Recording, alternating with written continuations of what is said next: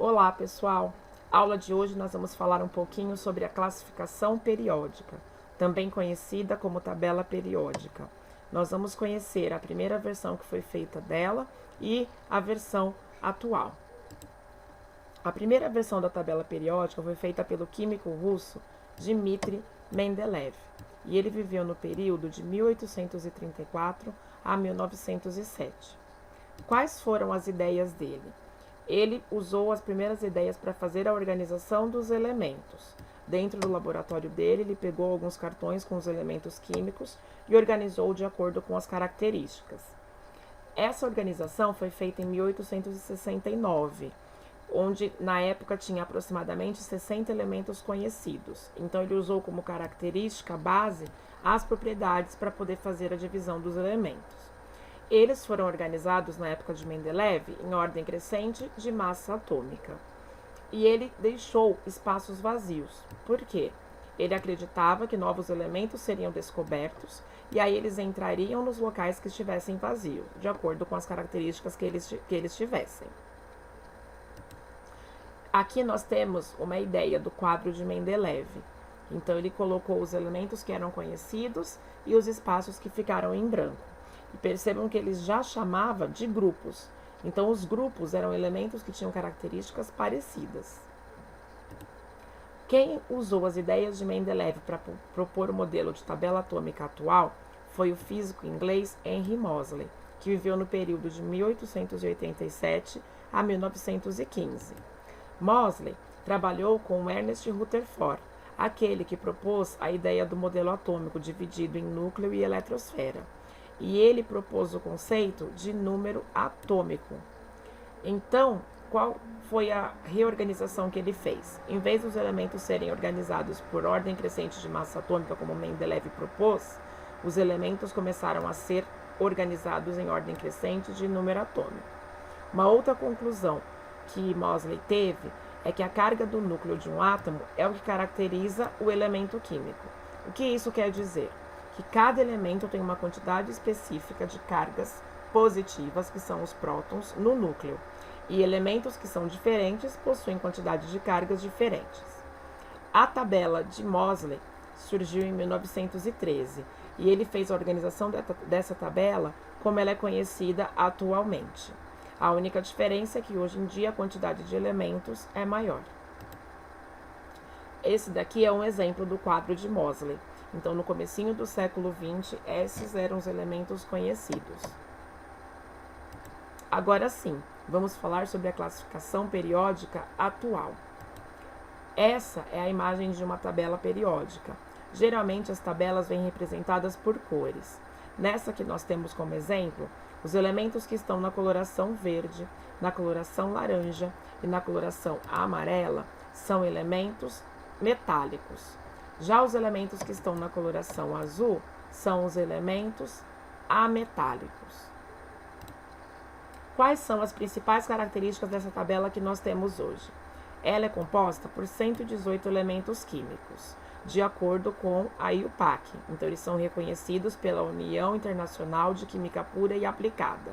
Desses 118 elementos, 92 são naturais e os demais são artificiais, ou seja, são produzidos em laboratório. A outra divisão que existe, eles se dividem em dois grupos, os metais e os ametais, também conhecidos como não metais. E eles estão organizados em famílias e períodos.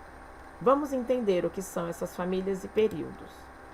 Períodos são as linhas horizontais da tabela periódica. Ao todo, são 7 períodos. E eles são baseados nas ideias de Niels Bohr, que já falou da existência de 7 camadas para o átomo, K, L, M, N, O, P e Q. O número do período corresponde ao número de camadas que o elemento possui. O que isso quer dizer? Nós temos um exemplo aqui. Então, o elemento sódio, o elemento magnésio, eles estão localizados no terceiro período da tabela periódica. Isso significa que eles têm 3 camadas eletrônicas, assim como o alumínio, o silício, o fósforo, o enxofre, o cloro e o argônio. Então, qualquer elemento que esteja no terceiro período da tabela periódica possui 3 camadas eletrônicas.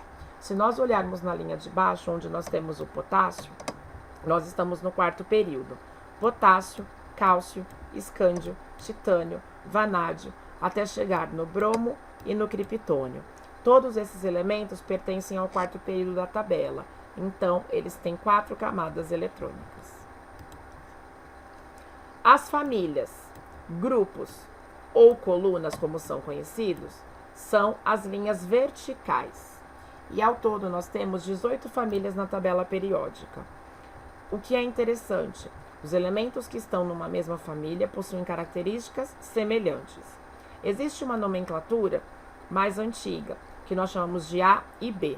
Então as famílias são numeradas da esquerda para a direita na tabela e elas recebem o número de 1 até 18. Nessa daqui que nós temos, aparecem os dois exemplos, família 3A, por exemplo, ou família 13. Essa nomenclatura A e B foi muito utilizada. Família A são os elementos representativos, são aqueles que possuem a mesma quantidade de elétrons na camada de valência. A camada de valência é a última camada do elemento. Então, por exemplo, quando eu pego um elemento da família 4A, isso significa que qualquer um que esteja nessa família, seja o carbono, o silício, o germânio, eles possuem na última camada eletrônica 4 elétrons. Já os elementos da família B são chamados de elementos de transição. São os elementos menos estáveis da tabela. E eles não possuem a mesma quantidade de elétrons na última camada, assim como a família A. Uma outra informação importante das famílias. As famílias que recebem a letra A, elas têm nomes que elas são bastante conhecidas também. Então, família 1A ou família 1 são os metais alcalinos. Recebem esse nome porque eles formam os álcalis. Álcalis são as substâncias alcalinas ou básicas. Família 2A ou 2 são os metais alcalinos terrosos. Família 3A ou 13. Essa família, que já está lá do lado direito da tabela periódica, recebe o nome do primeiro elemento que o compõe. Então, é a família do boro. Assim como a família 4A ou 14, que recebe o nome do primeiro elemento dela, família do carbono. Família 5A ou 15 recebe o nome do primeiro elemento, portanto será a família do nitrogênio. Família 6A ou 16, ela recebe o nome de calcogênios. A palavra calcogênios vem do latim e significa formadores de óxidos. É justamente nessa família que se encontra o elemento oxigênio, que forma os óxidos. Família 7A ou 17, família dos halogênios. É uma das famílias mais famosas da tabela e uma das famílias mais reativas e utilizadas para formar substâncias. Os halogênios, a palavra halogênio significa formadores de sal. É justamente nessa família que encontra-se o cloro, responsável por formar o cloreto de sódio, que é o sal de cozinha. E a última família, que é a família 8A, 18 ou 0, é chamada de gases nobres. É onde nós temos os elementos hélio, neônio, argônio, criptônio, xenônio, radônio ou ganesônio. Essa família recebe o nome de gases nobres porque todos eles são elementos gasosos e eles são nobres porque eles não se misturam com nenhum outro elemento da tabela periódica e nem entre si. São elementos quimicamente estáveis, naturalmente. Agora, para encerrar, vamos ver quais são as diferenças entre as características de metais e ametais. Falaremos primeiro sobre os metais. Primeiro, sobre a sua localização. Os metais estão localizados entre a família 1 e 1A e a família 13 ou 3A. Então, são todos os elementos que vão da família 1 à família 13, incluindo os elementos da família B, que são elementos de transição. Eles são, a maioria, sólidos à temperatura ambiente. Quando falamos em temperatura ambiente, estamos falando de uma temperatura próxima de 25 graus Celsius. Exceção, mercúrio, que é encontrado no estado líquido. Eles também apresentam alto PF, que é ponto de fusão, e alto PE, que é ponto de ebulição. Fusão, passagem do estado sólido para o líquido. Ebulição, passagem do estado líquido para o gasoso. Isso significa que os metais demoram muito para derreter e mais ainda para evaporar. Lembrando que ponto de fusão e ponto de ebulição são propriedades específicas da matéria. Isso significa que cada metal vai ter o seu valor. Outra característica importante dos metais, eles são bons condutores elétricos, então conduzem corrente elétrica, e bons condutores térmicos, então eles conduzem calor. Por isso que nós conseguimos sentir a sensação de quente e frio ao tocarmos em um metal. Eles também apresentam brilho e são maleáveis e dúcteis. Metais maleáveis são aqueles que podem ser formados lâminas, como é o caso do alumínio, que faz a folha de papel alumínio, e as grandes chapas de aço, que são feitas de ferro. E metais dúcteis são aqueles que são transformados em fios com facilidade, como é o caso do cobre, que tem alta ductilidade. Por isso que os fios de iluminação pública são feitos de cobre. E uma outra característica muito importante dos metais é a tendência que eles têm de perder elétrons. Então, eles têm uma baixa eletronegatividade, então eles não têm afinidade com o elétron. E é justamente por ter facilidade em perder elétrons que eles conduzem eletricidade com facilidade, já que a eletricidade é a movimentação de elétrons livres.